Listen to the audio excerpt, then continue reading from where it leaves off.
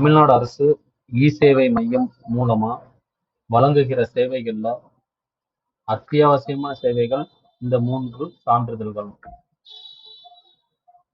இந்த 3 சான்றிதழ்கள் விண்ணப்பிக்க என்னென்ன ஆவணம் எடுத்து செல்லணும்? முதலாவது வருமான சான்றிதழ். வருமான சான்றிதழ் விண்ணப்பிக்க விண்ணப்பதாரருடைய புகைப்படம்,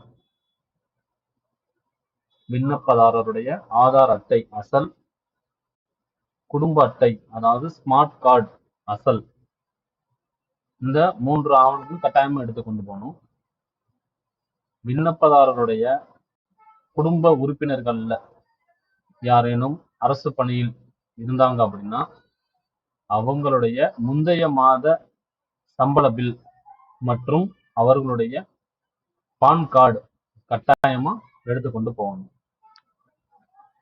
அடுத்ததா பார்க்க போகிற சான்றிதழ் வகுப்பு சான்றிதழ், ஜாதி சான்றிதழ். வகுப்பு சான்றிதழ் விண்ணப்பிக்க விண்ணப்பதாரருடைய புகைப்படம், விண்ணப்பதாரருடைய ஆதார் அட்டை அசல், குடும்ப அட்டை அதாவது ஸ்மார்ட் கார்டு அசல் கட்டாயம் எடுத்திருக்கணும். அடுத்தபடியா விண்ணப்பதாரருடைய மாற்று சான்றிதழ் அல்லது பழைய வகுப்பு சான்றிதழ் கட்டாயம் எடுத்துக்கொண்டு போகணும். இப்ப உள்ள மாற்று சான்றிதழ் டிசில விண்ணப்பதாரருடைய வகுப்பு அதாவது ஜாதி குறிப்பிடுவது இல்லை. அதனால விண்ணப்பதாரருடைய பழைய சாதி சான்றிதழ் கட்டாயம் எடுத்துக்கொண்டு போங்க.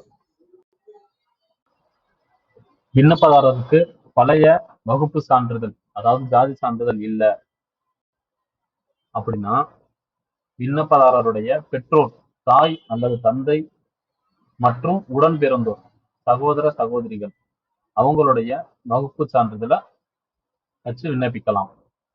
அல்லது இந்த எதுவுமே இல்லை அப்படின்னா விண்ணப்பதாரருடைய பெற்றோர், தாய் அல்லது தந்தையின் மாற்று சான்றிதழ் டிசி கட்டாயமா எடுத்துக்கொண்டு போங்க. அடுத்ததா பார்க்க போற சான்றிதழ் பிறப்பிட சான்றிதழ். பிறப்பிட சான்றிதழ் விண்ணப்பிப்பதற்கு விண்ணப்பதாரருடைய புகைப்படம், ஆதார் அட்டை அசல், குடும்ப அட்டை அசல் கட்டாயமா இருக்கணும். விண்ணப்பதாரருடைய பிறப்பு சான்றிதழ் பர்த் சர்டிபிகேட் கட்டாயமா எடுத்துக்கொண்டு போங்க. விண்ணப்பதாரர் வயது முதிர்ந்தோராக இருப்பாங்க அப்படின்னா ஆதார் அட்டை, போட்டோ, குடும்ப அட்டை இந்த 3 ஆவணம் மட்டும் போதுமானது. நீங்க என்ன சான்றிதழ் விண்ணப்பிக்க போறீங்களோ அதற்கான ஆவணங்களை மறக்காம கட்டாயம் எடுத்துக்கொண்டு போங்க. இது போன்ற இன்னும் பல சான்றிதழ்கள் இ-சேவை மையம் மூலமாக தமிழக அரசு பொதுமக்களுக்கு வழங்குகிறது.